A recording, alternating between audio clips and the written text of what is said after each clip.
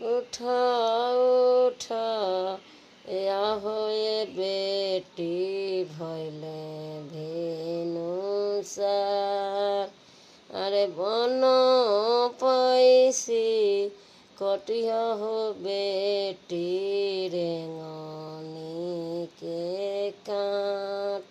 अरे रेंगनी के कटवे हो बेटी भैया के सारा। अरे रेंगनी के कटवे हो बेटी भैया के सारा। अरे हम नाही कटब हो हमारे रेंगनी के काट। अरे हम नाही या होए मम्मी भैया के हो सारा।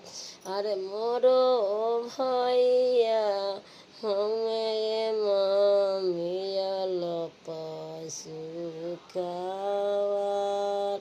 अरे